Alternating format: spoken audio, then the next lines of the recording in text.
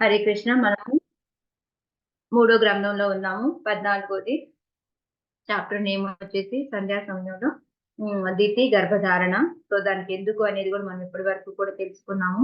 32 శ్లోకాల వరకు కూడా మనం నేర్చుకొని ఉన్నాము.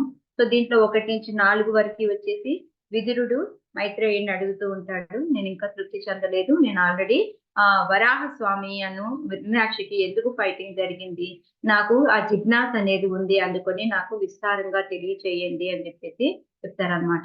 5-7కి మైత్రేయులు గారు చెప్తూ ఉంటారనమాట. అవును, ఎప్పుడైతే మనం భాగవత కథలనేవి మనం వింటూ ఉంటామో మృత్యు సంసారంలో నుంచి బయటపడిపోతాము అని చెప్తారు.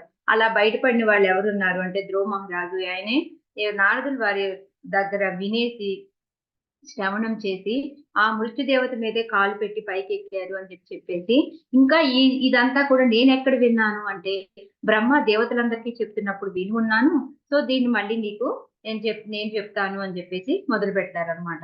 సో ఈ ఫస్ట్ హిరణ్యాక్ష, హిరణ్యకశిపు ఎవరు, ఎలా పుట్టారు అనేది అక్కడి నుంచి స్టార్ట్ చేస్తారు. మనకి తెలుసు దితి, కశ్యప. సో కశ్యప ఏంటంటే ఆయన ఒక మహర్షి కాబట్టి ఆయన యజ్ఞం చేసి ఆహుతి చేసిన తర్వాత గాయత్రి మంత్రం చదువుకుంటూ సమాధిలో ఉంటారు. అదే టైంలో దితికి ఏంటంటే అది సంధ్యా సమయం అన్నమాట. ఆ టైంలో ఆమెకి విపరీతంగా కోరిక, కామవాంఛ ఎక్కువైపోతుంది అనమాట. అయిపోయి నాకు ఒక మన్మధుడు నన్ను పీడిస్తూ ఉన్నాడు, నాకు కోరిక తీర్చాలి అని చెప్తుంది. మళ్ళీ అది కాకుండా వెంటనే ఆయన ఒప్పుకోడేమో అని చెప్పేసి ఇంకా అనేక రకాలుగా కారణాలు చెప్తుంది అనమాట. ఇంకో కారణం ఏం చెప్తుంది, నాకు నా అక్కలందరికీ కూడాను చక్కగా పిల్లలున్నారు. వాళ్ళందరిని చూస్తే నాకు అసూయ కలుగుతుంది. అనుకుని సంతానార్థమే అడుగుతున్నాను తప్ప నేను ఇంకో రకంగా అడగట్లేదు అని కూడా చెప్తుందనమాట. ఆ తర్వాత మళ్ళీ చెప్తుంది, నేను మా అక్కలు ఎలా అయితే నమ్మకంగా వాళ్ళు ఎలా అయితే మిమ్మల్ని ఫాలో అవుతూ ఒక ప్రతివ్రతలాగా ఎలా ఉండి చేశారో, ఫెయిత్‌ఫుల్‌గా అంటే శ్రద్ధగా ఎలా ఉన్నారో విశ్వాసంతోటి అలాగే ఉన్నాను. మరి నాకెందుకు పిల్లలు కలగట్లేదు? అదే కాకుండా నేను గనక మీతో పిల్లల్ని కన్నాను అంటే నాకే కాదు మీకు కూడా మంచి పేరొస్తుంది అని చెప్తుంది. ఆ తర్వాత మళ్ళీ వెళ్ళి నేను చిన్నప్పటి అంటే మా నాన్నగారికి మాకు ఒక స్వతంత్రం ఇచ్చేసి ఎవరిని పెళ్లి చేసుకుంటారంటే నేను మీ పేరే చెప్పాను నేను. అలాంటప్పుడు నాకు పిల్లలు లేకపోతే ఎట్లాగా అనేసి అడుగుతుందనమాట. అంటే నేను ఎప్పటినుంచో ఇదిగా ఉన్నప్పటికీ కూడా. ఇంకా లాస్ట్‌లో చెప్తుంది, ఒక మహర్షి దగ్గరికి ఎవరైనా, ఒక మహాత్ముల దగ్గరికి ఎవరైనా ఆపదతో వస్తే వాళ్ళకి ఆ ఆపదను తీరుస్తారు. సో ఇక నీ ఇష్టం అన్నట్టుగా ఆమె చెప్తుందనమాట. చెప్తే అప్పుడు కశ్యపుడు ఏమంటాడు అంటే, ఆమె యుక్త వయసు అంటే నార్మల్‌గా మంచిగా మాట్లాడి బుజ్జగించాలి అని చూస్తాడనమాట. సో అది మనకొచ్చేసి 16-21 శ్లోకాల వరకు కూడా ఉంటుంది. అందులో ఆ కశ్యపుడు ఏం చెప్తూ ఉంటాడంటే, ఫస్ట్ కొన్ని శ్లోకాల వరకు ఆమెని గ్లోరిఫై చేస్తాడు. ఎందుకంటే ఈ టైం మంచిది కాదు. ఈ టైంలో భూత ప్రేత పిశాచాలన్నీ తిరుగుతూ ఉంటాయి. సో ఇందుకని మనము ఇప్పుడు కాదు కొన్ని రోజులు ఎందుకు ఇప్పుడు ఆ భూత ప్రేత పిశాచాలు తిరిగితే ఏం పోయింది? మనం ఎవరికీ కనపడకుండా సంభోగించొచ్చు కదా అని అనుకుంటావేమో. మీ మరిదైన శివుడికి త్రినేత్రుడు 3 కళ్ళున్నాయి. 3 కళ్ళు దేనికనుకున్నాము సింబాలిజం? చెప్తారా ఎవరైనా? ఇంద్రుడు, సూర్యుడు, అగ్ని. సూర్యుడు, చంద్రుడు, అగ్ని మాట. సూర్యుడు, చంద్రుడు, అగ్ని. సో అలా అని ఎక్కడున్నా కూడా ఆయన పనిష్మెంట్ అదే మనకి ఏంటి అదే మనకి పనిష్మెంట్ ఇస్తాడు తప్పదు అనేసి చెప్తారనమాట. అయితే మరిది కదా, అయితే ఇబ్బంది ఏముంది అనేమో అనుకుంటుందేమో దితి అని మళ్ళీ వెంటనే శివుడు ఎలాంటి వాడు అంటే ఆయనకి ఎవరు కూడా స్వజన అనేది ఉండదు. కానీ మనందరిమీ ఆయనతో సంబంధం ఉంటుంది. కానీ అంటే భౌతికంగా మెయిన్ ఆయన చెప్పేదన్నమాట. సో అలాగుంటుంది. ఆయన ఎవరికీ పక్షపాతం అనేది చూపించరు అనేసి ఆయన గురించి అంతా కూడా గొప్ప చెప్పుకుంటూ వస్తారనమాట. చెప్పేసి సారీ. ముందేం చెప్తారు, టైం కాకుండా ఫస్ట్ కొన్ని ఆమెని పొగుడుతారు. ఎందుకంటే మీ రుణం మేము ఎప్పటికీ తీర్చుకోలేము ఇవన్నీ చెప్తారనమాట. 21 వరకు ఏంటంటే ఒక సహధర్మచారిణిగా మీ వల్లే మాకు త్రివర్గ సిద్ధి వచ్చింది. మీ వల్లనే మేము మా పనులన్నీ చక్కగా చేసుకోగలుగుతాం. ఎందుకంటే గృహ బాధ్యత అంతా మీరు చేస్తారు కాబట్టి మీరు సహధర్మచారిణి. మీ రుణం తీర్చుకోవడం ఈ యుగమే కాదు, ఈ జన్మే కాదు, ఎన్ని జన్మలైనా కూడా తీర్చుకోలేము అనేసి ఆ విధంగా అన్ని చెప్పుకొచ్చి 21 వరకు. తర్వాత ఎందుకు మనం సంభోగించకూడదు అనే దానికి చెప్తూ ఉన్నారనమాట. ఇప్పుడు మనం అంతా చెప్పుకున్నవి ఎందుకు అనేది. సో ఆ విధంగా శివుడి యొక్క గొప్పతనం అంతా చెప్పేసి మనకి 31 శ్లోకం వరకు కూడా చెప్తారనమాట. చెప్పేసిన తర్వాత ఇప్పుడు ఇక మైత్రేయులు చెప్తున్నారనమాట మనకి 32, 30, 30, 31 కూడా మనం శ్లోకాలు తీసుకున్నాము అంటే 29 వరకే ఆయన కశ్యపుడు చెప్తాడు. కానీ తర్వాత మనకి మైత్రేయులు చెప్తున్నారనమాట. ఇంత చేసినప్పటికీ కూడా ఆమె ఏ మాత్రము కూడా ఇంకా ఆ కోరికతోటి అలాగే ఉండి చెప్పింది వినిపించుకోకుండా వెళ్ళి ఒక వారాకాంతలాగా పంచె పట్టుకొని లాగుతూ ఉంటుంది వస్త్రం పట్టుకొని. సో ఇంకా అతను ఇంక తప్పదు అనేసి ఆయన సంధ్యావందనం చేసేదానికి నమస్కారం చేసి ఎందుకంటే హ్మ్, చేసే ఒక భగవత్ కార్యాన్ని వదిలిపెట్టి వెళ్తున్నాడు కాబట్టి నన్ను క్షమించండి అని చెప్పేసి చేసి ఆయన వాళ్ళిద్దరు వెళ్ళి సంగమిస్తారు అని చెప్పేసి మనం 31 వరకు చూస్తున్నాం. తర్వాత 32, 33లో ఏంటి అంటే ఇంకా ఆమె అప్పుడు తర్వాత ఆహ్, సంభోగం అయిపోయిన తర్వాత రచించడం అయిపోయిన తర్వాత ఆయన మళ్ళీ వచ్చి స్నానం చేసి మళ్ళీ గాయత్రి మంత్రం పఠనం చేస్తూ కూర్చుంటారనమాట. సో, ఇక్కడ మనం అనుకున్నాం ఎందుకు కశ్యపుడికి చాలా సార్లు మనం ఎగ్జాంపుల్ అన్నీ చెప్పుకున్నాము. కశ్యపుడు ఎందుకు కంట్రోల్ చేసుకోలేకపోయాడు? ఆవిడకి ఎందుకు గట్టిగా చెప్పలేకపోయారు? కారణం ఏంటనుకున్నాం మనం? అతి కృతజ్ఞత. అతి కృతజ్ఞత. ఓకే. ఇంకా? ఇంకోటి మనకి ప్రపాద్ గారు హరిదాస్ ఠాకూర్ ఎగ్జాంపుల్ చెప్పారు. ఎందువలన? ఆయన కృష్ణ భక్తుడు కాదు మాతాజీ. ఆయన శివుని భక్తుడు కాబట్టి కంట్రోల్ చేసుకోలేకపోతారు బాగా. అలాగే నిన్న మనం ఎగ్జాంపుల్ కృష్ణ భక్తుడు ఎప్పుడైతే కరెక్ట్ థ్యాంక్ యూ మాధవి.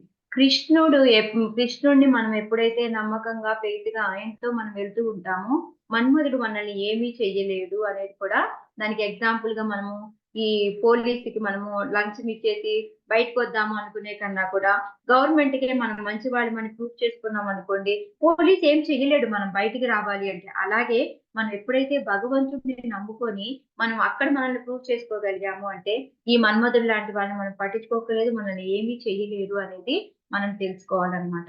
అది కాక ఇంకా ప్రపాదులు వారు ఏం చెప్పారు? ఒక వారాకాంతకి, ఒక వివాహమైన స్త్రీకి డిఫరెన్స్ ఏంటి అనేది చెప్పారు. అది తెలుసుకున్నాం నిన్న. మళ్ళీ ఇంకా ఏం చెప్పారు? హరే కృష్ణ మహామంత్రం ద్వారా మనం ఈ భౌతిక కల్మషాలన్నిటి నుంచి కూడా మనము బయటికి రావచ్చు అనేది కూడా మనకి చెప్తున్నారనమాట.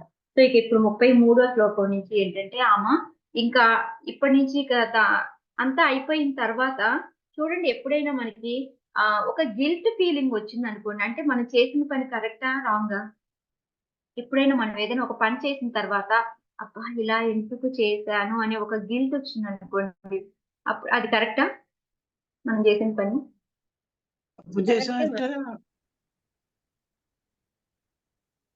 కాదు కదా! మనకి ఏ చిన్న క్లేశం మాత్రమైనా సరే మనకి కొంచెం బాధ అనిపించింది, పశ్చాత్తాపం వచ్చింది అంటే ఆ పని కరెక్ట్ కాదు. అది ఆ టైంలో మనం కోపంలోనో లేకపోతే ఆ కోరికతో ఏదో చేసేస్తాం కానీ దాని గురించి మనం ఆలోచించాము అంటే మనం చేసింది కరెక్ట్. అంటే మనం పిల్లల్ని అరుస్తాము. తర్వాత ఆలోచిస్తాం. ఇంత అరవాల్సిన పనుందా? ఎందుకబ్బా ఇలా అరిచాను అనుకుంటాము. ఒక్కోసారి భర్తని తిడుతూ ఉంటాం. అప్పుడు అనుకుంటాము. సో, అలా మనకి తెలియకుండానే మనలో మనకి కొంచెమైనా సరే చిన్న మాత్రం మనము బాధపడ్డాము అంటే ఆ పని కరెక్ట్ కాదు అనేది మనం తెలుసుకోవాలి. ఇప్పుడు అలాగే ఇప్పుడు దితి ఇక్కడి నుంచి ఏంటంటే బాధపడుతుందన్నమాట. అయ్యో! నేను తప్పు చేశాను అనేసి. సో, ఆ తప్పు చేశాను అని ఏం చేస్తుంది అనేది, దీని నుంచి మనమేం నేర్చుకోవచ్చు అనేది ఇవాళ చూద్దాము. దితిస్తు వ్రీడితా తేన కర్మావద్యేన భారత ఉపసంగమ్య విప్రర్షి అధోముఖ్యభ్యభాషత. విప్రర్షి మాతాజీ. ఓకే. హరే కృష్ణ. దితిస్తు వ్రీడితా తేన కర్మావద్యేన భారత ఉపసంగమ్య విప్రర్షి అధోముఖ్యభ్యభాషత.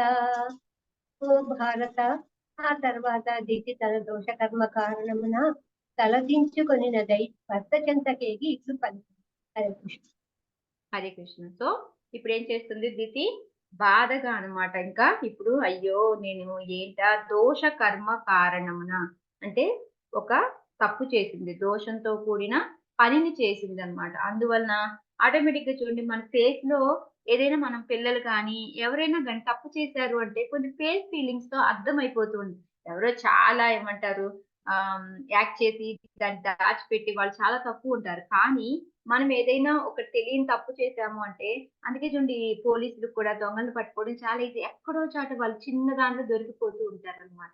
అలాగే ఇక్కడ ఏంటంటే ఈవిడ ఒక ఆహ్, తలదించుకుందనమాట. ఎందుకంటే తప్పు చేశాను. ఎదురుగా తలెత్తి మాట్లాడలేదు. ఇందాక దాకా ఏం చేసింది, వస్త్రం పట్టుకొని లాగడం కానీ, ఏమి నాకు ఎందుకు పిల్లలు ఉండకూడదు అని ఎదురు తిరిగి అడిగింది. కానీ ఇప్పుడు తనకి ఎప్పుడైతే ఒక ఏమంటారు, ఒక సిగ్గు, లజ్జ ఏవైతే వచ్చాయో ఇప్పుడు ఆయన దగ్గరికి వెళ్ళిందనమాట. తలదించుకొని మాట్లాడుతూ ఉందన్నమాట.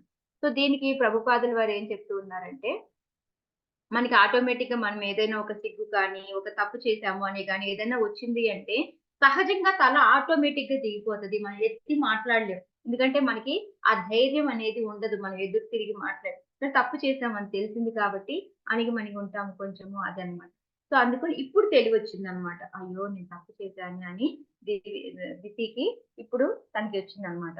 సో, అందుకే ఇక్కడ మనకి మెయిన్‌గా మనం తెలుసుకోవాల్సిందేంటి అంటే, మనకి ఒక మనం ఒక శాస్త్రాల్లో కొన్ని మనకి చెప్పున్నారనమాట. ఇవి చెయ్యొచ్చు, ఇవి చెయ్యకూడదు. ఈ టైంలో చేయాలి, ఈ టైంలో చెయ్యకూడదు అనేది. అందుకని వాటిని మనము చక్కగా మనము ఫాలో అవ్వాలి అనేది మనం తెలుసుకోవాలనమాట.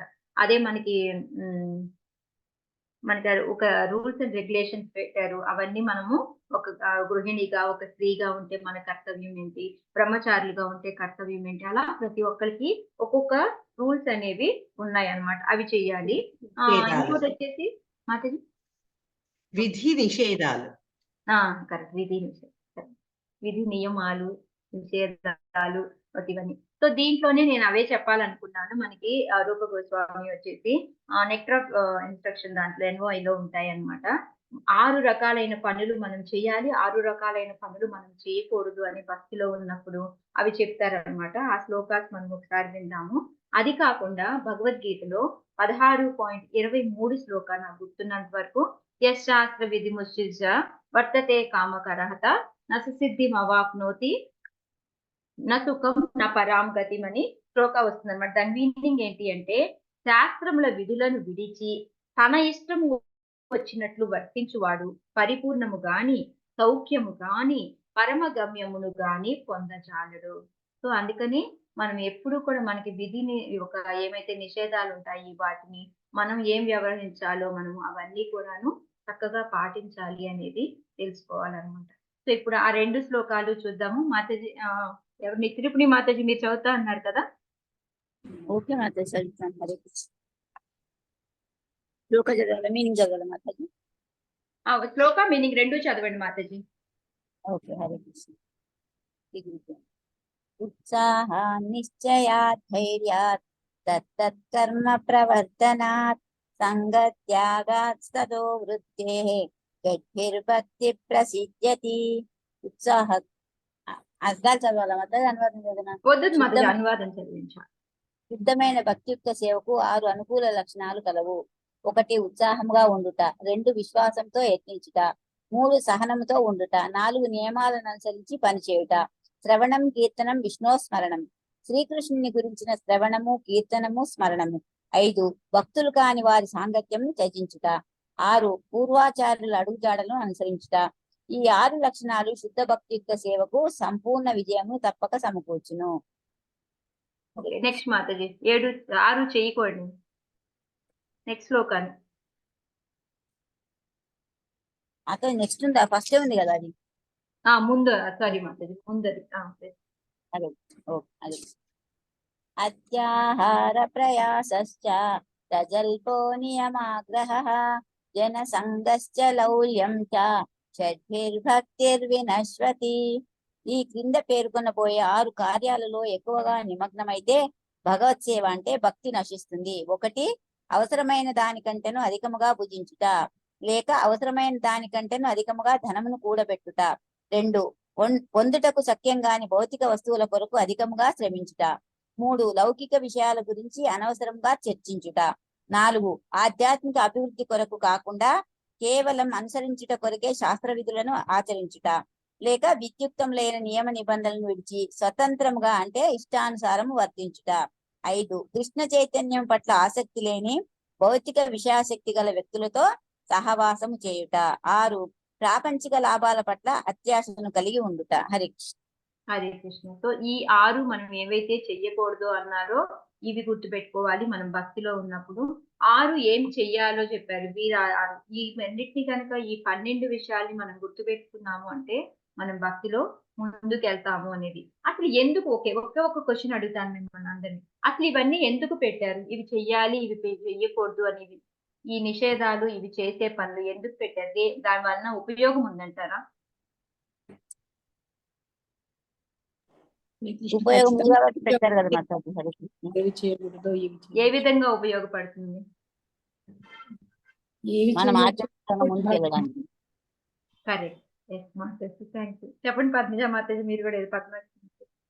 అవును మాతాజీ, ఆధ్యాత్మికంగా ఎదగాలంటే ఏవి చెయ్యాలో అవి చేయటము, ఏవి చేయకూడదో అవి వదిలేయటం.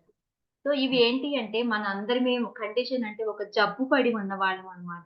మనం ఈ జబ్బు పడి ఉన్న వాళ్ళము ఏవైతే మనం చెయ్యాలో అవి చేస్తూ ఉన్నాం అనుకోండి, మనము చక్కగా ఆ జబ్బు నుంచి బయటపడిపోయి ఇంకా ఆధ్యాత్మికంగా భగవంతుడి దగ్గరికి వెళ్ళడానికి ఉపయోగపడతాయి అన్నమాట. స్పిరిచువల్ గా, ఆధ్యాత్మికంగా ఇంకా ఇంకా ముందుకెళ్ళడానికి. అదే మనము చెయ్యకూడనే చేస్తూ ఉన్నాం అనుకోండి, వికర్మలు అని అంటాం మనం. అవి చేస్తూ ఉన్నాం మనకి ఏమవుతుంది, ఇంకా ఇంకా ఇంకా మనము జబ్బు పడిపోయి ఇంకా కూరుకుపోతూ ఉంటాం తప్ప దాని నుంచి బయటపడడం అనేది ఉండదు. అంటే మనం ఇంకా కిందకు పడిపోతూ ఉంటాం. ఉన్న జన్మ కన్నా కూడా ఇప్పుడు మానవ జన్మ వచ్చింది. మనకి ఈ శాస్త్రాల్లో చెప్పినవి చేయకుండా మనం ఇంకా పిచ్చి పిచ్చిగా మన ఇష్టం వచ్చినట్టు చేస్తూ ఉన్నాం అనుకోండి. ఒకటి సౌఖ్యం లేదని ఆల్రెడీ భగవంతుడే చెప్తూ ఉన్నాడు. నా దగ్గరికి రారు అని చెప్తున్నారు. దానికన్నా కూడా ఇంకా మనము కింద జన్మ తెచ్చుకునే అవకాశం ఉంటుందన్నమాట. సో అందుకని ఇవి మనకి ఎందుకు పెట్టారు అంటే ఇవి ఏవి చెయ్యాలో వాటిని చేస్తూ ఉంటే మనం బయటపడిపోయి భగవంతుడి దగ్గరికి చేరడానికి ఉపయోగపడతాయి. మనం ఏవి చెయ్యకూడదో వాటిని చేస్తూ ఉన్నామంటే ఇంకా ఇంకా మనము కిందకి వెళ్ళిపోతూ ఫాల్ డౌన్ అంటాం కదా, కిందకి వెళ్ళే ఛాన్సెస్ ఉంటుంది అనమాట. సో మనకి మనం ఒక గృహిణిగా ఉండి మనం ఇది గుర్తుపెట్టుకోవాలి అనేది దానికోసమని ఇంతసేపు చెప్పాను.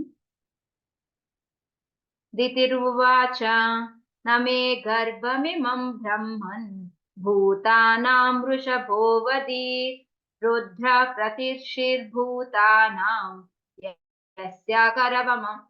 యస్యాకరమంహసం.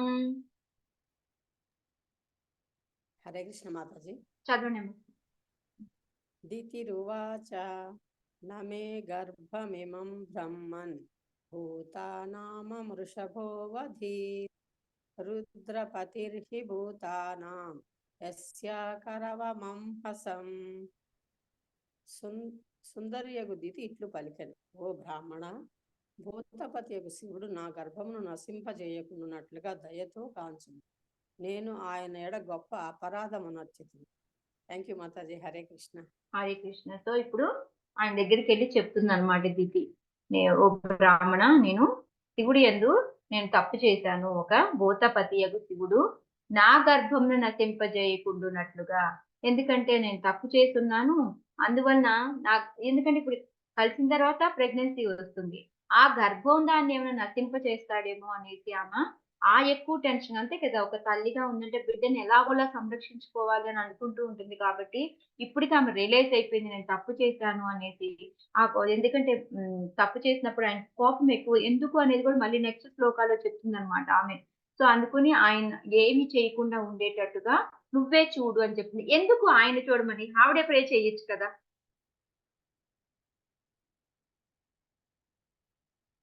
ఎందుకంటారు ఆయనకి చెప్తుంది? ఆయన గొప్ప శివభక్తుడు కాబట్టి.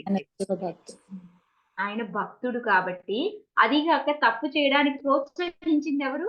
ఈవిడ. యాక్చువల్ గా ఆయన వద్దనే చెప్పాడు, కానీ ప్రోత్సహించింది తిను. కాబట్టి అందుకు నేను తప్పు చేస్తున్నాను, నా వలన నువ్వు తప్పు చేయాల్సి వచ్చింది కాబట్టి, అది కాక నువ్వు భక్తుడివి కాబట్టి అందుకొని ఆయన్ని ఒక్కసారి నువ్వు దయతో చూసావంటే నీ వలన అవుతుంది, నువ్వు అడిగితే శివుడు చేస్తాడు అనే విధంగా ఆమె అడుగుతుంది అనమాట. నేనైతే ఎలాగో పెద్ద తప్పే చేశాను, సో ఇంక నేను వెళ్ళి అడగడానికి కూడా లేదు కాబట్టి నువ్వు చెయ్యి అని చెప్తుంది అనమాట. అదే మనకి కింద ప్రభుపాదుల వారు అంతా కూడా చెప్తూ ఉన్నారనమాట. ఎందుకంటే ఆయన భగవంతుడి శివుడికి రుద్రుడు, అశుతోషుడు అని పేర్లు. రుద్రుడు అంటే చాలా తొందరగా కోపం వస్తుంది అనేసి, అశుతోషుడు అంటే చాలా తొందరగా శాంతి అయిపోతాడు అనమాట. అంటే చాలా కొంచెం చేసినా కూడా చాలా తొందరగా కోరికలు తీర్చేయడం. అందుకే ఎక్కువగా అందరూ ఎందుకు దేవుణ్ణి శివుడి దగ్గరికి వెళ్తారు అంటే, ఆయన ఏంటంటే టక్కన ఓకే. మీరు కొంచెం సేపు ప్రేయర్ చేసిన వెంటనే ఎళ్ళేసి ఏం వరం కావాలో కోరుకోండి అనేసి ఇచ్చేసి వచ్చేస్తూ ఉంటారు. యాక్చువల్‌గా నేను ఎక్కడ ఏ లెక్చర్‌లో విన్నానో గుర్తులేదు నాకెప్పుడో, ఇప్పుడు కాదు లాంగ్ బ్యాక్. ఆయన ఎందుకు శివుడు ఎప్పుడు కూడా ఎవరు ఏమడుగుతున్నారో కూడా ఆలోచించకుండా టక్కన ఎందుకిస్తారు అంటే, ఆయన ఎప్పుడు ఎందులో ఉంటారని చెప్పుకుంటాం మనం? భగవంతుడి ధ్యానంలో ఉంటారు. భగవంతుడి గురించి నామం జపించడం, లేకపోతే భాగవతం చదువుకోవడం, ఎప్పుడు మెడిటేషన్‌లో ఉంటారు. మనం ఎప్పుడైనా శివుడి ఫోటో చూసాము అంటే. సో వీళ్ళేంటంటే ఆ పిలుస్తూ, ఆ మంత్రాలు చదువుతూ డిస్టర్బ్ చేస్తా ఉంటే, అందుకని తొందరగా వెళ్ళేసి ఫినిష్ చేసేసి వచ్చామనుకో, నేను కూర్చొని మెడిటేషన్‌లో కూర్చోవచ్చు అనేసి, అందుకని తొందరగా ఎవరేమడుగుతున్నారో కూడా ఆలోచించకుండా నా పనైపోతుంది అనేసి, నేనొచ్చి మళ్ళీ భాగవతం చదువుకోవడం, మెడిటేషన్‌లోనే ఉండొచ్చు అని చెప్పేసి అలా ఉంటుందన్నమాట. అందుకని ఆయనకి అశుతోషుడు అని రుద్రుడు, ఎందుకంటే తొందరగా కోపం కూడా వస్తుంది అనేసి. అందుకని భర్త అయితే ఈజీగా శాంతింపు చేయిస్తాడు. నన్ను చూసిన వెంటనే ఇంకా కోపం రావచ్చు. ఎందుకొచ్చిందంటే నేను ఆ నియమాన్ని ఉల్లంఘించాను కాబట్టి, అందువలన ఆయన నా మీద ఇంకా ఎక్కువ కోపంగా ఉండొచ్చు అనేసి ఆ భర్తని అడుగుతూ ఉందన్నమాట. అడుగుతూ కూడా మళ్ళీ కూడా ఆమె ఏం చేస్తుంది, క్షమాపణ విన్నవించుకుంటుందన్నమాట. సో మనం ఇక్కడ ఒకటి మెయిన్‌గా మనం నేర్చుకోవాల్సింది ఏంటి అంటే, ఎక్కువగా మనం ఒక తప్పు చేశాము అంటే, దానికి వెంటనే మనం కనుక అర్థం చేసుకుంటే, దాన్ని అంటారు పశ్చాత్తాపపడి వాళ్ళెళ్లి వెంటనే క్షమాపణ అడగాలి. వాళ్ళ ముందుకెట్లా వెళ్తాము అది అని కాదు. ఒకసారి జయప్రకాష్ మహారాజ్ ఎప్పుడో మేము ఖతార్‌లో ఉండంగా ఒక 20 ఇయర్స్ బ్యాక్ అన్నమాట. అప్పుడు అక్కడికొచ్చినప్పుడు ఒక ఆమె ఇట్లాగే అడిగిందన్నమాట. మహారాజ్ నేను ఆల్రెడీ ఒక తప్పు చేసున్నాను. ఒక వైష్ణవికి. సో నేనేం చేయాలి ఇప్పుడు అంటే, నువ్వు కుదిరితే అందరి ముందు వెళ్లి ఆమె కాళ్ళు పట్టుకొని వాంఛాకల్పతరుభ్యక్ష చెప్పేసావు. అక్కడితోటి అపరాధం అయిపోతుంది అని చెప్పాను. ఓకే. మరీ అంతలా చెయ్యలేకపోయావు అంటే అట్‌లీస్ట్ ఆమెను పక్కకు తీసుకెళ్ళి నేనీ తప్పు చేస్తున్నాను అనేది క్షమించమని అడగాలి. అంతేకాని దాన్ని అలా పెట్టుకొని లోపలే ఉండడం కూడా కరెక్ట్ కాదు అనేది అప్పుడు దేవదాస్ మహారాజ్ ఆ రోజు చెప్పారన్నమాట. సో తను నిజంగానే వెంటనే వెళ్లి ఆమె కాళ్ళు పట్టుకొని అందరి ముందు కూడా అడిగేసింది. అంటే ఒక గురువు చెప్పిన దాన్ని ఎంత ఇదిగా అంటే తనింక టైం కూడా తీసుకోలేదు. టక్కన వెళ్ళిపోయి అంటే అలా ఉండాలన్నమాట మనం ఈ వైష్ణవ అపరాధాన్ని తప్పించుకొని ఏదో టైంలో చేస్తాము. చెయ్యము అని మాత్రం ఉండదు. ఏదో ఒక మాట అనడమో ఏదో ఒకటి ఉంటుంది. సరే అది మనకు అయిపోయినప్పుడు మనం వెంటనే రిగ్రెట్ అయ్యి దాన్ని వెంటనే మనం వచ్చేసి వాళ్ళని క్షమాపణ అడగాలి అనేది తెలుసుకోవాలన్నమాట. ఇక్కడ యాక్చువల్‌గా విశ్వనాథ్ చక్రవర్తి ఠాకూర్ చెప్తారన్నమాట. 4 రకాలు అంటే ఈ సాధుల్లోని అంటే మనిషిలో ఒక చెడు గుణాల్ని, మంచి గుణాల్ని చూసే వాళ్ళని బట్టేసి, ఒక నలుగురు సాధు లక్షణాలతో ఉంటారు. నలుగురు అసాధులాగా ఉంటారు అనేసి వాళ్ళకి పేర్లు ఇస్తూ విశ్వనాథ చక్రవర్తి గారు చెప్పారన్నమాట. అది చెప్తాను నేను. మనం ఏ కేటగిరీలో ఉన్నాము అనేది మనకి తెలిసిపోతుందన్నమాట దీంట్లో. సో ఫస్ట్ వాళ్ళొచ్చేసి ఏంటంటే మహత్ అంటామన్నమాట. మహత్ అంటే ఏంటంటే వాళ్ళు ప్రతి ఒక్కరిలో కూడాను మంచి లక్షణాలు చూస్తారు. చెడు లక్షణాలు కూడా చూస్తారు. చూసి వాళ్ళు మనల్ని ఒక తిట్టడం లాంటిది చేస్తారు.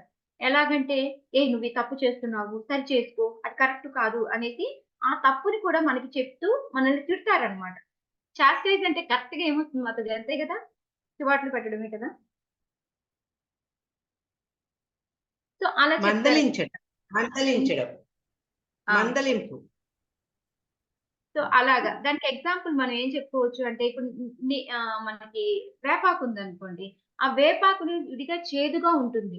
కానీ అది ఎన్నో జబ్బుల్ని నయం చేస్తూ ఉంటుందన్నమాట. సో ఆ విధంగా ఏంటంటే ఈ సాధువులేంటంటే మనలో ఉన్న తప్పుల్ని చూపించి ఇవి సరి చేసుకోండి అని చెప్తూ ఉంటారన్నమాట. వాళ్ళని మహత్ అంటారన్నమాట. రెండో రకం వాళ్ళెవరు అంటే మహత్తర అన్నమాట. వాళ్ళేంటంటే ఓన్లీ మంచి లక్షణాలనే చూస్తారు. చెడుని అస్సలు చూడరు. ఉంటాయి లేవని కాదు. బట్ చెడు లక్షణాలను అసలు చూడరనమాట వాళ్ళు. మూడో వాళ్ళు ఎవరంటే మహోత్తమ అన్నమాట. మహత్తమ గాని, మహోత్తమ గాని అంటాము. సో వాళ్ళేంటి అంటే మనలో చాలా కొంచెమే ఉంటాయి మంచి క్వాలిటీస్. చాలా మంచి లక్షణాలు. ఇంతే చాలా 0.1 ఉందనుకోండి. దాన్ని కూడా పెద్దది చేసి చెప్తారన్నమాట. నువ్వెంత గొప్పదానివి, అంత గొప్పదానివి, నీకెన్ని మంచి లక్షణాలున్నాయి అనేసి దాన్ని ఇంకా పెద్దది చేసి చెప్తా ఉంటారన్నమాట. నాలుగో వాళ్ళున్నారన్నమాట. వాళ్ళేంటంటే అతి మహోత్తమ అన్నమాట. మన దగ్గర అసలు ఒక్క మంచి లక్షణమే ఉండదు. ఆ 0.1 కాదు కదా, అస్సలు ఉండదు. అయినా సరే మనకి ఇంకా మంచి లక్షణాలు ఉన్నాయని ఓన్లీ మంచినే చూస్తా ఉంటారు వాళ్ళు. సో ఈ విధంగా 4 కేటగిరీలు మంచి లక్షణాలు అన్నమాట. అదే కొంతమంది ఉంటారు అంటే అసాధు లక్షణాలు, అంటే అలాంటిది. ఎందుకంటే ప్రతి ఒక్కరు లెక్చర్ చెప్తే పాయింట్ చేస్తూ ఉంటారు. ఇది చదివేటప్పుడు నాకే అనిపించింది. సో ఏంటంటే అసాధు లక్షణాలు ఎలా అంటే, ఫస్ట్ అసాధు అనమాట. వాళ్ళేంటి అంటే అన్ని కూడాను మంచి లక్షణాలు ఉంటాయి, చెడు లక్షణాలు ఉంటాయి. రెండింటిని చూస్తూ ఉంటారు, కానీ చెడు లక్షణాల గురించే మాట్లాడుతూ ఉంటారు. రెండు ఉంటాయి, రెండు చూస్తారు వాళ్ళు. అంటే అలాగా. నెక్స్ట్ వాళ్ళు ఏంటి అంటే అసాధుతర అని చెప్తారు అనమాట. వాళ్ళు ఏమేమి చేస్తారంటే ఓన్లీ తప్పులే చూస్తారు, ఇంకేమీ ఉండదు. అంటే వాళ్ళు ఇందాకటి వాళ్ళు గుడ్ బ్యాడ్ రెండు చూసారు, మంచి చెడు. వీళ్ళు మాత్రం ఓన్లీ చెడే చూస్తూ ఉంటారు అనమాట. వాళ్ళు అసాధుతర అంటామన్నమాట. అసాధుతమ అంటే వీళ్ళు ఏంటంటే సేమ్ ఇందాక మనకి ఎలా అయితే కొంచెం మంచి లక్షణాలు ఉంటే దాన్ని పెద్ద చేసి చెప్తూ ఉంటారో, అలాగా కొంచెమే మనకి చెడు లక్షణం ఉంటది మన దాంట్లో, దాన్ని పెద్ద చేసి చెప్తుంటారు అనమాట. ఎంత తప్పు చేస్తావు అది ఇది అనేది చెప్తూ ఉంటారు అనమాట. ఇంకో 4గో వాళ్ళు ఉన్నారనమాట. వాళ్ళు అతి అతి అసాధుతమ అనమాట. సో వాళ్ళు ఏం చేస్తారు అంటే అసలు మనకి ఏ ఏ తప్పులు ఉండవు మన దగ్గర, కానీ ఫాల్ట్ ఫైండింగ్ అంటారు కదా, ఎంతసేపటికి వెతుకుతూనే తీస్తూనే ఉంటారనమాట. సో దానికి ఆ లెక్చర్ లో ఏంటంటే రామచంద్రపూడి ఎగ్జాంపుల్ చెప్పారనమాట. ఎందుకంటే మన అందరికీ తెలుసు చైతన్య మహాప్రభు తింటా ఉంటే ఏం ఇంత తింటా ఉన్నాడు ఈ మనిషి అని అంటాడు. మళ్ళీ వచ్చేసి అక్కడ చీమలు వెళ్తా ఉంటే ఓ ఏంటి సన్యాసి అయ్యి ఉండి స్వీట్ కూడా తింటున్నారా, చీమలు వచ్చేసాయి అనేసి ఎటకారం చేస్తుంటారు అనమాట. అంటే మంచి లక్షణాలే ఉంటాయి వాళ్ళ దగ్గర, చెడే ఉండవు, కానీ ఏదో ఒక విధంగా తీసి దాన్ని చెప్తూ ఉంటాడు అన్నమాట. సో ఈ విధంగా కేటగిరీస్ ఉంటాయి. సో మనం దేనిలో వచ్చాము అనేది మనం చూసుకోవచ్చు అన్నమాట. ఇంకొకటి ఏంటంటే మెయిన్ గా ఇక్కడ మనం తెలుసుకోవాల్సింది, ఒక తప్పుని కనుక మనము చేస్తున్నాము అంటే వెంటనే వాళ్ళ దగ్గరికి వెళ్ళి క్షమాపణ అడగాలి అనేది మనం తెలుసుకోవాలి. ఇప్పుడు అదే పని చేస్తుంది అనమాట. ఇప్పుడు శివుడిని ప్రార్థిస్తుంది, ఏమని ప్రార్థిస్తుంది అనేది 35, 36 శ్లోకాల్లో మనం చూద్దాం.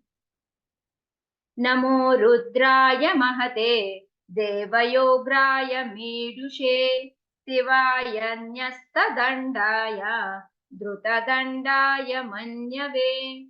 చదువుతారా మాట్లాడు. హరే కృష్ణ. నమో రుద్రాయ మహతే దేవాయోగ్రాయ మీఢుషే శివాయ న్యస్తదండాయ ధృతదండాయ మన్యవే.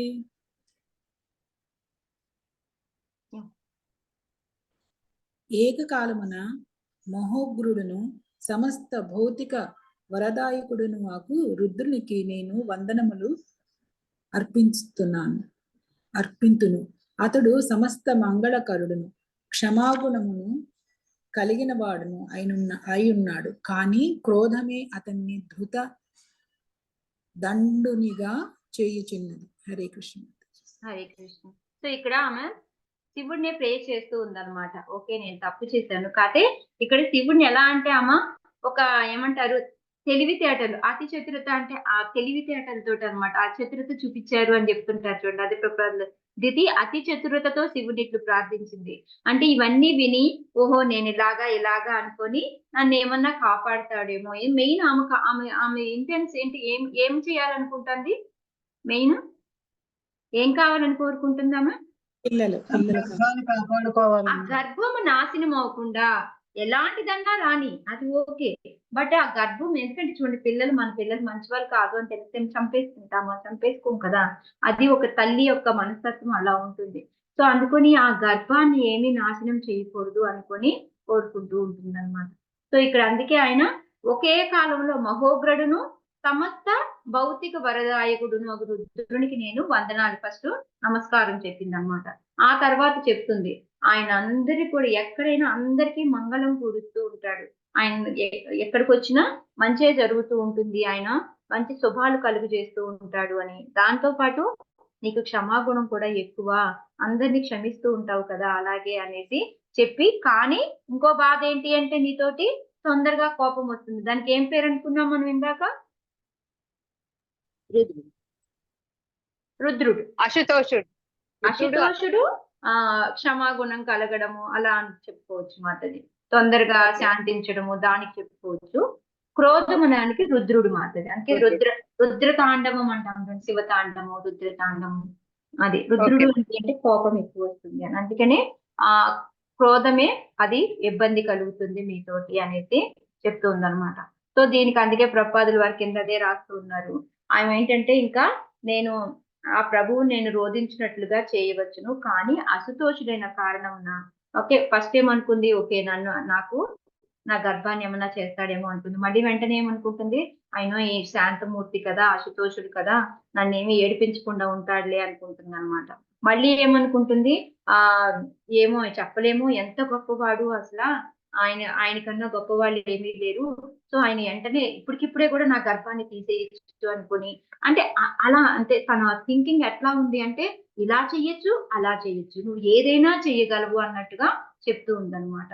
అందుకని ఒక కరుణతోటి నా గర్భాన్ని మాత్రం ఏమీ చేయకు, ఎందుకంటే నువ్వు మంగళం చేసేవాడిగా అందరికీ కూడాను క్షమాగుణం నీకు ఎక్కువ ఉంది కాబట్టి అనేసి 2 రకాలుగా నీకు సాధ్యము అసాధ్యము. నువ్వు కావాలి అనుకుంటే నన్ను కాపాడగలవు, నువ్వు కాదు అనుకుంటే ఇప్పటికిప్పుడే ఆ గర్భాన్ని తీసేయగలవు. ఎందుకు అంటే నువ్వు మామూలుగా మనిషిలాగా కనిపిస్తావు, కానీ నువ్వు అందరికీ ప్రభువు. మనం ఇంతకంతా కూడా చెప్పుకున్నాం ఆయన యొక్క గొప్ప లక్షణాలు ఇవన్నీ కూడా ఆల్మోస్ట్ విష్ణువుకి ఈక్వల్ గా ఉంటాడు అని కూడా చెప్పుకున్నాము. ఈక్వల్ కరెక్ట్ గా అని చెప్పలేదు, బట్ ఈక్వల్ గా, ఎందుకంటే ఆయనకి ఏమంటారు భూత వర్తమాన భవిష్యత్తు అన్ని చూడగలుగుతాడు, అన్ని చేయగలుగుతాడు అనేసి మనము చెప్పుకున్నాము. సో అది ఇక్కడ మెయిన్. సో ఇక్కడ మనకి ఏంటంటే ఈ మనకి ఈ అపరాధం చేసిన వెంటనే ఇందాక మనం చెప్పుకున్నాం కదా క్షమాపణ.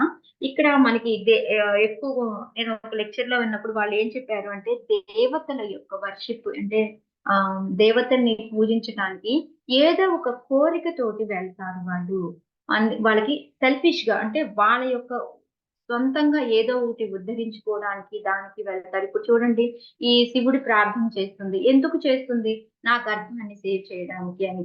సో ఎక్కువగా అంటే మొత్తం అందరూ అని నేను అనలేను, బట్ ఎక్కువగా మనం ఏదైనా ఒక కోరిక, ఎందుకంటే మనకి భగవద్గీతలో కూడా వస్తుంది, కామైస్తైతే ఋత జ్ఞాన ప్రపంచానికి అన్ని దేవత. ఏదైనా ఒక కోరిక ఉంది అంటే ఆ దేవుడి దగ్గరికి ఆ కోరిక తెచ్చడానికి మనమే ఎలాగంటే, ఒక హెల్త్ ఇష్యూస్ ఉన్నాయి అనుకోండి సూర్యుడి దగ్గరికి, అలాగా ఒక మంచి భార్య భర్త రావాలంటే శివుడు పార్వతి దగ్గరికి అట్లా వెళ్తూ ఉంటాము అనేసి చెప్తూ ఉంటారు కదా.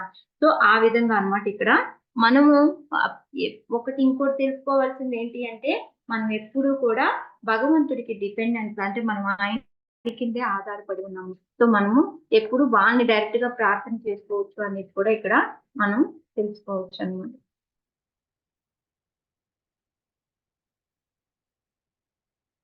ఇంకోటి ఏంటంటే, విశ్వనాథ్ చక్రవర్తి కాబట్టి ఏదో ఒక చిన్న స్మాల్ బుక్ బస్ అని తెలిసి మాట్లాడుతూ అనుకుంటాను నేను, చిన్న బుక్ ఏదో చదివాను అనమాట. చదివితే వాళ్ళు దేవతలకు పూజ చేసే వాళ్ళు ఎలా ఉంటారు అంటే, వాళ్ళకి సెల్ఫిష్నెస్ ఉంటది అని చెప్పడానికి ఆ బుక్ లో ఉందన్నమాట, స్మాల్ బుక్ లో.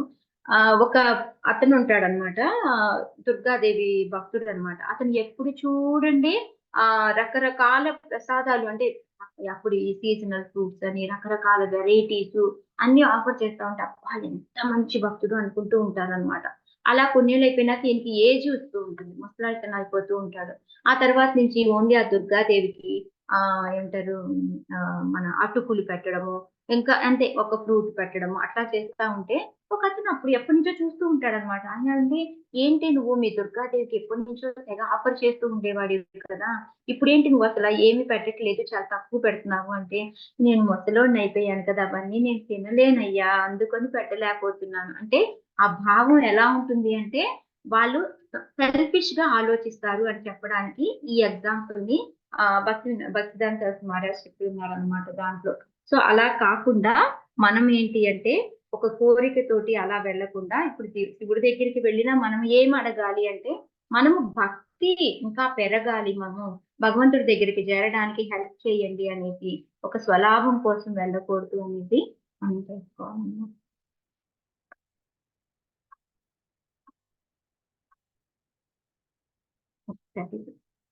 సన ప్రసీదతాం భామో భగవానుర్వనుగ్రహః వ్యాధస్యాప్యనుకంప్యానాం స్త్రీణాం దేవः సతీపతిః.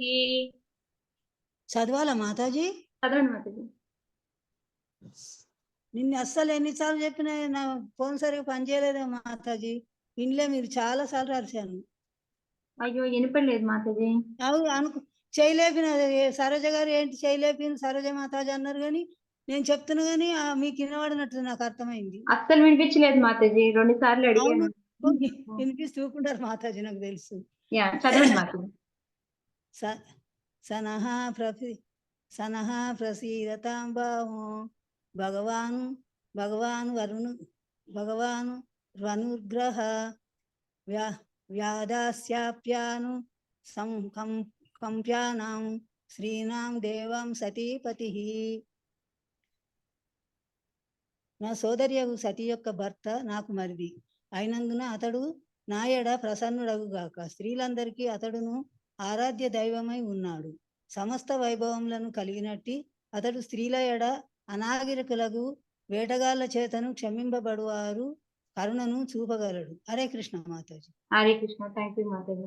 సో ఇక్కడ రెండోది అనమాట. ఇందాక వచ్చేసి నువ్వు గొప్పవాడివి, నా గనుడివి, నువ్వు ఏమైతే అది చేస్తావు, నన్ను కాపాడవచ్చు, నువ్వు నన్ను శిక్షించవచ్చు, ఏదైనా జరగచ్చు అని చెప్పింది అండి. మళ్ళీ ఇక్కడ ఏమని చెప్తుంది, నువ్వు నాకు బంధువు, నా సోదరి యొక్క సతి యొక్క, మనం చెప్పుకున్నాం కూడా ఆల్రెడీ, అమ్మ 16 అమ్మాయి లాస్ట్ సతి, తను వచ్చేసి శివుడిని పెళ్లి చేసుకుంటుంది అని మనకు తెలుసు. సో నువ్వు నా చెల్లెలి యొక్క భర్తవు కాబట్టి, నాకు మరిదివి కాబట్టి నా మీద ప్రసన్నుడవవు, నన్ను శిక్షించకు అని చెప్పేసి చెప్తుంది. ఇంకోటి మెయిన్ ఇక్కడ ఏంటంటే స్త్రీలందరికీ అతను ఆరాధ్య దైవమై ఉన్నాడు. ఎవరైనా చెప్తారా మాతాజీ ఎందుకు ఎక్కువగా స్త్రీలందరూ అతన్ని పూజిస్తారు అని? దానికి నా దగ్గర ఆన్సర్ లేదు, బట్ మిమ్మల్ని అడుగుతాను. మాతాజీ మీరు కానీ.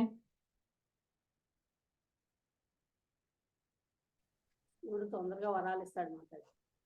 తొందరగా వరాలు ఇస్తాడు, కరెక్ట్. ఇంకా హరే కృష్ణ మాతాజీ. శివునికి ఆతిశోతుడు అని పేరు మాతాజీ. అర్ధనారీశ్వరుడు మాతాజీ, అందుకని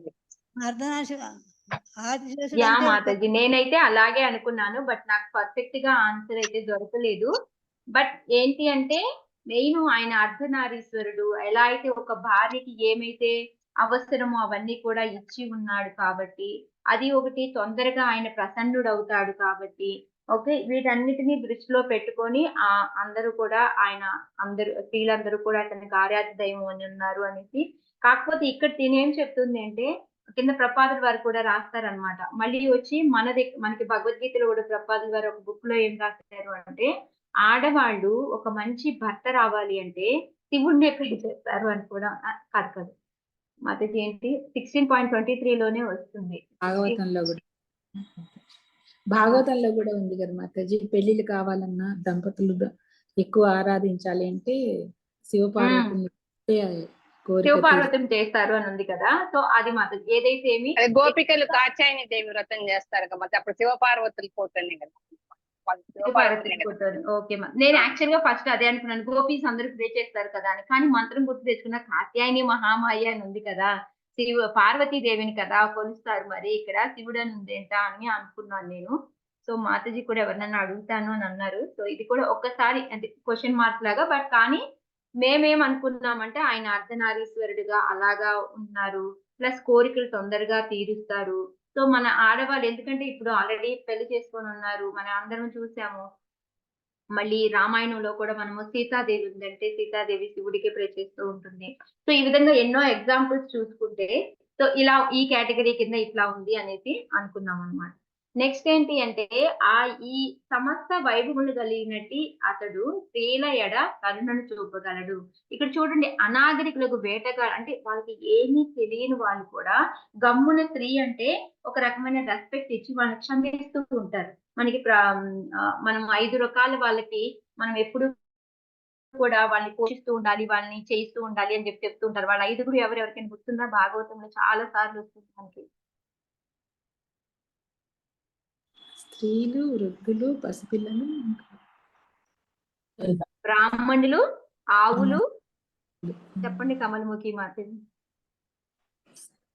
కరెక్టే పద్మాక్షి మాతాజీ, మీరు చెప్పే కరెక్టే. హరే కృష్ణ మాతాజీ. అదే మాతాజీ, బ్రాహ్మణులు, గోవులు, చిన్న పిల్లలు, వృద్ధులు, ఇంకొకటి ఉన్నారు స్త్రీలు. మాతాజీ. స్త్రీలు. ఓకే హరే కృష్ణ.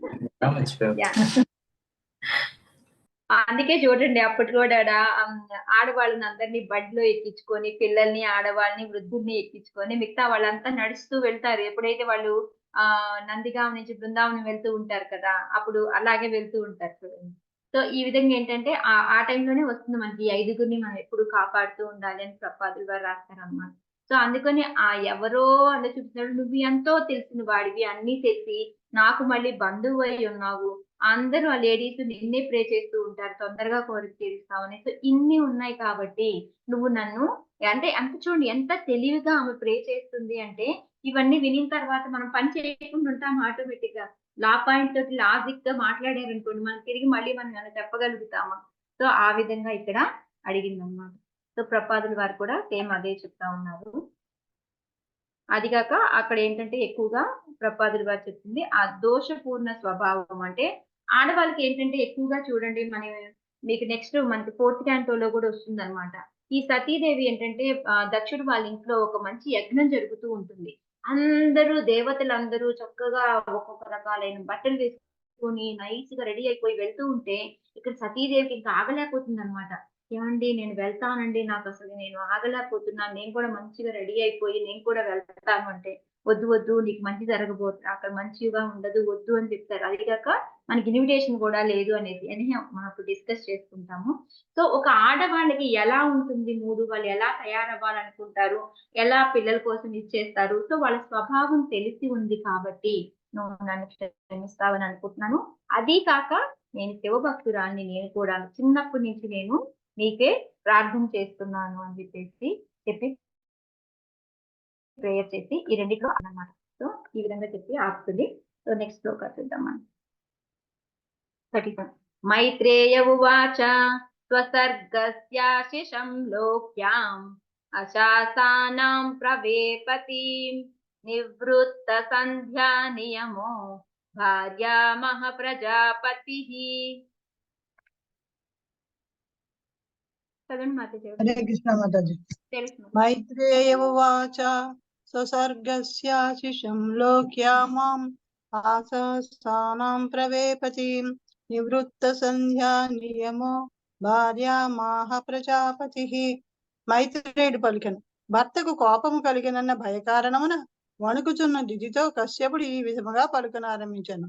తన భర్త నిత్య సంధ్యా నియమముల నుండి మరలింపబడినాడని ఆమెకు అవగతమయ్యెను. అయినను ఈ లోకమున తన సంతానం యొక్క క్షేమమును ఆమె వాంఛించి ఉండెను. హరే కృష్ణ. హరే కృష్ణ. సో మనం లేడీస్ ఎంత అటాచ్మెంట్ మనకి ఎలా ఉంటుంది అనేది ఇక్కడ ఈ శ్లోకా ద్వారా కూడా తెలుస్తుంది అనమాట. ఎప్పుడైతే ఆమెకి ఆల్రెడీ శివుని కూడా ప్రార్థించుకుంది, ఆ తర్వాత భర్త దగ్గరికి వచ్చి తలదించుకొని నుంచొని ఉంది కదా, ఇప్పుడు మైత్రేయుడు చెప్తున్నాడు అనమాట. ఆ తర్వాత ఏం చేసింది అంటే ఆ భయంతో ఆమె వణికిపోతూ ఉంది, ఒక తప్పు చేశానే ఎలాగా అని చెప్పేసి చెప్తుంది అనమాట. ఆమెను చూసిన తర్వాత కశ్యపుడు మాట్లాడడం మొదలు పెడుతూ ఉన్నాడు అనమాట. తెలుసు తనకి ఆల్రెడీ నేను తప్పు చేశాను, నా వలన ఆయన సంధ్యా సమయంలో చేసుకోవాలి గాయత్రి మంత్రం చేసుకోవాల్సిందంతా కూడాను అది ఆగిపోయింది అని చెప్పి, ఎంత ఆగిపోయి ఏది జరిగినప్పటికీ కూడా ఆ అటాచ్మెంట్ ఎలా ఉంటుంది అంటే, నా సంతానానికి క్షేమం మాత్రం ఉండాలి, నేను తప్పు చేశాను వణికిపోతాను కానీ నా పిల్లలకి అని చెప్తూ ఉంటాం కదా, నేను చేసే తప్పు ఏది మా పిల్లలకి రాకూడదు నైనా, ఓకే చేసే మంచి ఏదన్నా ఉంటే వెళ్ళాలి అని అనుకుంటూ ఉంటాం కదా. అంటే మన పిల్లల దగ్గరికి వచ్చేటడికి మనకి అంత అటాచ్మెంట్ ఉంటుంది అనమాట. సో ఈ ఆడవాళ్ళకి నిజం చెప్పాలంటే అది ఒక వరమే. చూడండి మగవాళ్ళు అంత బాగా పిల్లల్ని చూసుకొని చేసుకొని దగ్గరికి తీసుకొని చేయగలుగుతారు, ఆడవాళ్ళకి ఒక్కటి. అందుకే మనకి ఇప్పుడు ఫస్ట్ తల్లికే ఒక గురువు కింద ఎవరిని చెప్తారు, తల్లిని చెప్తూ ఉంటారు అన్నమాట. సో అందుకని ఆమె ఆ బిడ్డ కోసము అంత ఇదిగా కోరుకుంటూ ఉందన్నమాట. ఇప్పుడు కశ్యపుడు ఏం చెప్పాడు అనేది మనము 38వ శ్లోకం నుంచి చూద్దాం. కశ్యప ఉవాచ అప్రాయత్యాదాత్మనస్తే దోషాన్మౌహూర్తికాదుత మన్నిదేశాతిచారేణ దేవానాం చాతి హేళనాత్. హరే కృష్ణ మాతాజీ. హరే కృష్ణ మాతాజీ. హరే కృష్ణ. కశ్యపోవాచ అప్రాయత్యాదాత్మనస్తే దోషాన్మౌహూర్తి కాదుత మన్నిదేశాతిచారేణ దేవానాం చాతి హేళనాత్. జ్ఞానియగు కశ్యపుడు ఇట్లు పలికెను, నీ మనస్సు కలుషితమైన కారణమునను ఈ ప్రత్యేక కాలము అపవిత్రమైనందునను నా నిర్దేశములను నీవు ఉపేక్షించుట వలనను దేవతల ఎడ నీ నిర్లక్ష్య వైఖరి వలనను సమస్తము అమంగళకరముగా నైనది. హరే కృష్ణ. ఇక్కడ కశ్యపుడు చెప్తున్నాడు అనమాట, ఆయన జ్ఞానవంతుడని ఎందుకు చెప్తున్నారంటే ఇప్పుడు వివరంగా చెప్తున్నాడు అనమాట. నువ్వు 4 రకాలైన తప్పులు చేస్తున్నావు. ఒకటి, ఫస్ట్ నీ మనసు కలుషితం అయిపోయింది. ఓకే, ఆ మనసు కలుషితం అయిపోయినందువల్ల మనం చెప్పుకున్నాం కూడా, చంచల మన కృష్ణ బలవదృఢం. ఓకే, మన మనసు ఎలా ఉంటుంది అంటే చంచలంగా ఉంటుంది, బలంగా ఉంటుంది, దృఢంగా ఉంటుంది అని చెప్పుకున్నాం. అలాగే నీ మనసు కలుషితమై ఉంది, అందువల్ల ఏమైంది, ఈ టైం మన సమయము మంచిదా కాదా అనేది చూసుకోకుండానే నువ్వు రమిద్దాము అని చెప్పేసి ఈ ప్రత్యేక కాలము అపవిత్రమైనది. సో ఆ టైంను అపవిత్రమైన టైంలో నువ్వు మళ్ళీ సంభోగిద్దాము అని అడిగావు. అదే కాకుండా ఇంకో 3వ తప్పు ఏం చేశావు అంటే, నేను ఏదైతే ఉపదేశాలు ఇచ్చానో నీకు, ఇలా మంచిది కాదమ్మా, ఈ టైంలో చేస్తే ఇలాగా శివుడు మనకి ఇలా చేస్తాడు అని నేను చెప్పున్నాను, అయినా సరే వాటిని ఉపేక్షించావు, వినలేదు, వాటిని పడచెవిని పెట్టేసావు. ఇంకోటి ఏంటి, దేవతల ఎడ నిర్లక్ష్య వైఖరి. అంటే ఆల్రెడీ శివుడు చూస్తున్నాడు, ఆయన పనిష్మెంట్ ఇస్తున్నాడు అన్నా ఏముందలే, ఏం చేస్తాడులే అన్నట్టు. ఎందుకంటే ఆ టైంలో ఆమెకు ఆ కోరిక అంత బలంగా ఉంది కాబట్టి. మన సేమ్ సంగస్తేషో అయితే శ్లోకాస్ చెప్పుకుంటూ ఉంటాం కదా. సో మనకి ఇంకా ఆ టైంలో ఒక బుద్ధి అనేది పని చేయదు, మనము ఒక పిచ్చివాళ్ళలాగా ప్రవర్తిస్తూ ఉంటాం అన్నమాట. సో ఆ విధంగా నువ్వు ఈ 4 రకాల తప్పులతో మనిషికి మనసు కలుషితంగా ఉంది, 2వది టైం మంచిది కాదు, 3వది వచ్చేసి నీ చెప్పినా కూడా వినలేదు, 4వది వచ్చేసి దేవతని ఒక తక్కువ చూపు చూసావు. ఇవన్నీ చేయడం మూలంగా ఏమైంది అంటే ఇక్కడ శుభకరం అనేది ఏమీ లేదు, మనకి చెడే జరగబోతుంది, మంచి అనేది లేదు అనేది ఆయన ఖరాఖండిగా ఆమెకు చెప్తూ ఉన్నారన్నమాట.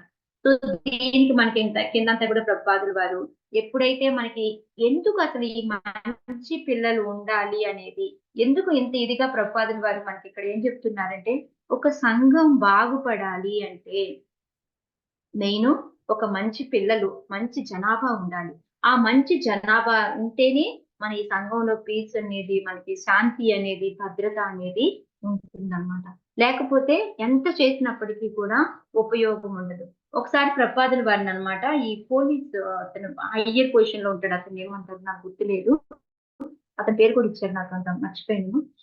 అతను వచ్చేసి అడుగుతాడు అనమాట, ఏమండి ఇట్లాగా మేము ప్రభు మేము ఇట్లాగా చక్కగా ఎన్నో రకాలైన భద్రతలు తీసుకుంటున్నాము, ఎక్కడ దొంగతనం జరిగితే ఆ దొంగనేమో తీసుకెళ్లి పోలీస్ స్టేషన్ లో వేస్తూ ఉన్నాము, ఇన్ని చేస్తున్నప్పటికీ కూడా ఎందుకు ఇంకా ఈ ఏమంటారు ఈ నేరాలు అనేవి ఎందుకు ఎక్కువైపోతున్నాయి, నాకేం అర్థం కావట్లేదు, ఇంకా మేము ఏం చెయ్యాలి దీనికి ఈ నేరాలు తగ్గాలంటే అని అంటే, అప్పుడు ప్రభుపాదుల వారికి ఎగ్జాంపుల్ చెప్తారనమాట.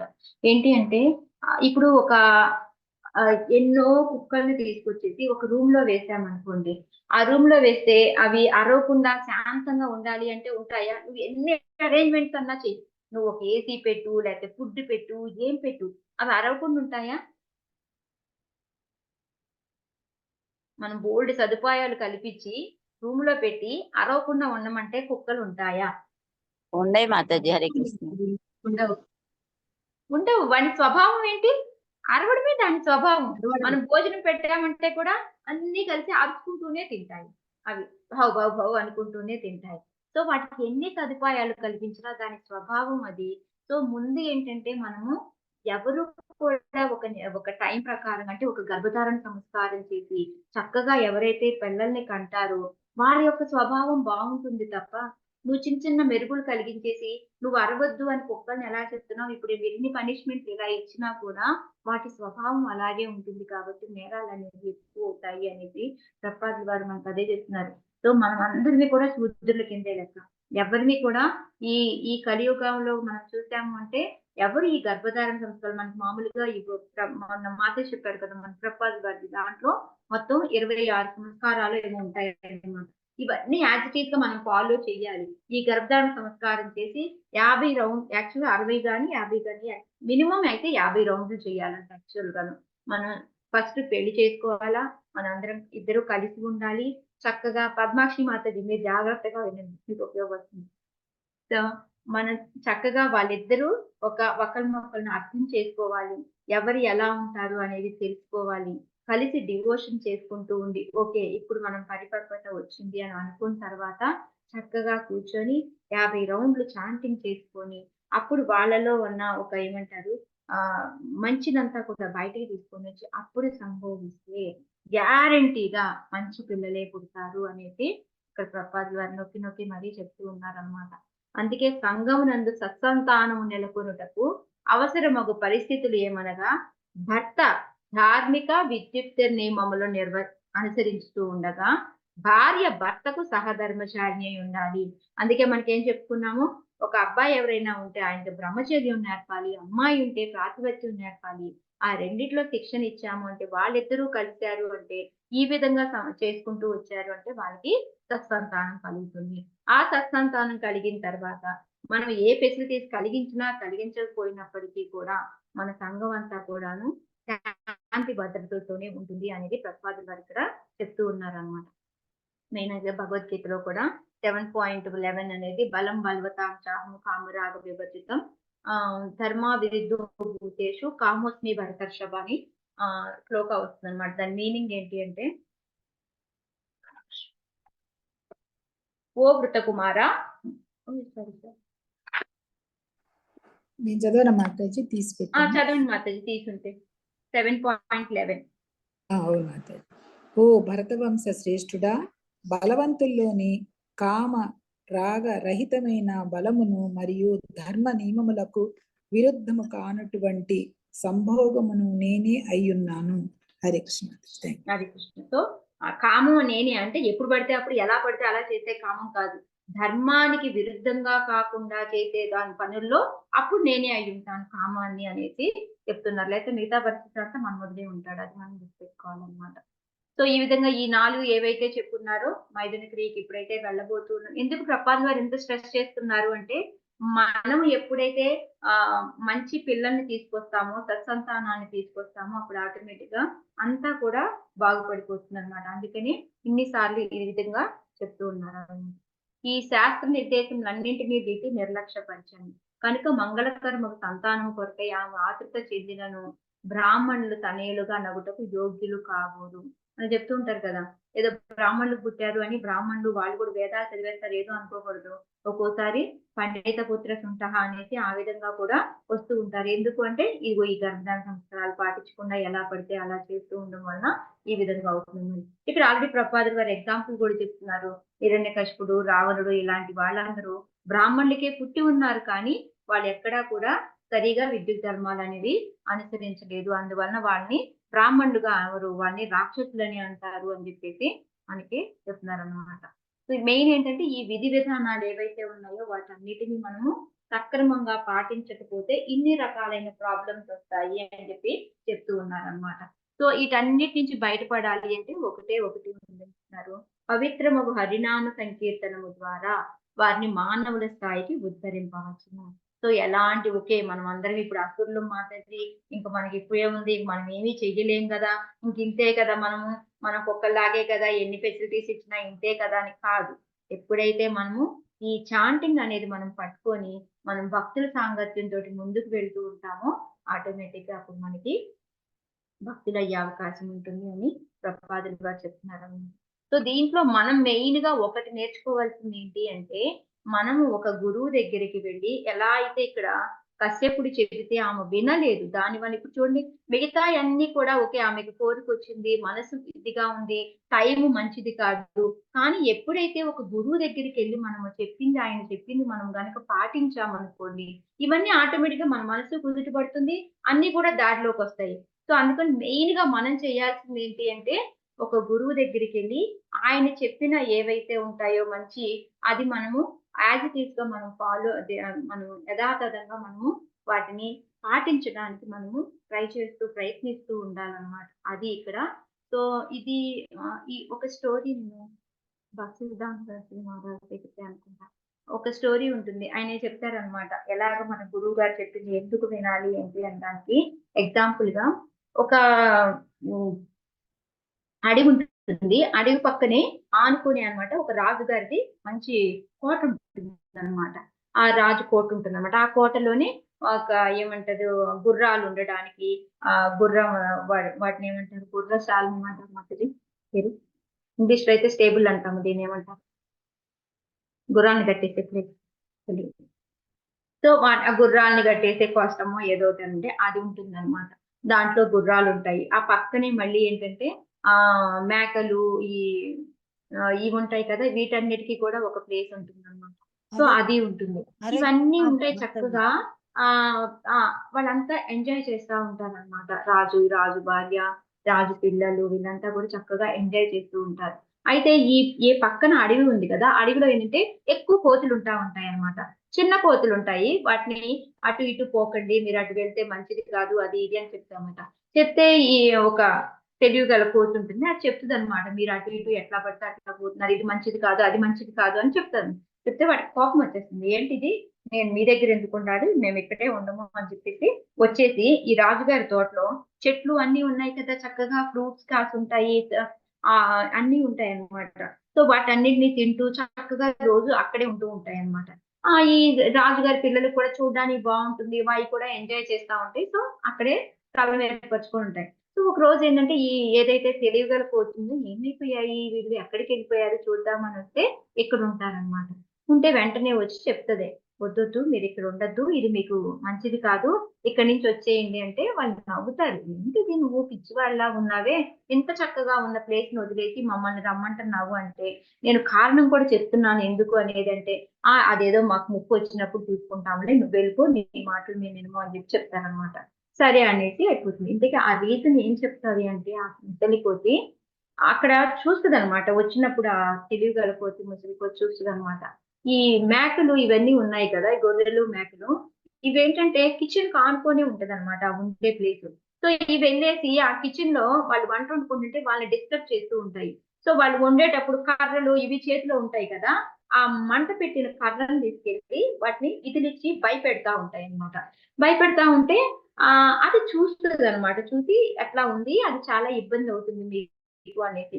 ఎప్పుడైతే ఒకవేళ అప్పుడు దాకా తగలలేదు, ఎప్పుడైనా సరే ఆ గొర్రెకి కానీ మేకకి కానీ తగిలింది అనుకోండి, అది వేడి తగులుతుంది కదా, ఆ వేడిని ఆపుకోవడానికి ఏం చేస్తుంది, అక్కడ ఆ గుర్రాలు ఏదైతే ఉందో దానిలోకి వెళ్ళి మనము మంట ఆపుకుందాము అన్నట్టుగా దానిలో పొరులాడతాయి. ఆ పొరులాడినప్పుడు ఏమవుతుంది, ఆ గడ్డి అంతా అంటుకొని మొత్తం అంతా గుర్రాలు కూడా గుర్రానికి చర్మం కాలిపోతుంది. ఆ చర్మం కాలిపోతే గుర్రాలకి చర్మం కాలింది అంటే మందు అనేది లేదంట. ఓన్లీ మందు ఏంటి అంటే కోతి యొక్క చర్మాన్ని తీసుకొచ్చి పెట్టడమే దానికి మందు అంట. సో అప్పుడు ఏంటి, ఆటోమేటిక్ గా మిమ్మల్ని చంపి మీ స్కిన్ ని తీసుకెళ్లి వాటికి పెడతారు. అందుకని మీరు ఇక్కడి నుంచి బయటకు వచ్చేయండి అంటే, ఓ ఎవరు నువ్వు చెప్పిందంతా జరిగేనా పో అంటారన్నమాట. కానీ అనుకోకుండా అలా కొట్టే టైంలో ఒకసారి అనుకోకుండా ఇలాగే జరుగుతుంది. అలాగే వాటికి ముప్పు అనేది వస్తుంది అన్నమాట. సో అందుకని మనం ఏంటంటే ఆ గురువు గారు చెప్పేది పెడదో పెట్టకుండా చక్కగా మనము అది జరిగినప్పుడు కదలే అనుకోవద్దు, మనల్ని ఆలోచించే వాళ్ళు చెప్తారు మంచికి, అది మనము వినాలి అనేది ఈ రోజు ఇక్కడితో క్లోజ్ చేస్తాను. హరే కృష్ణ.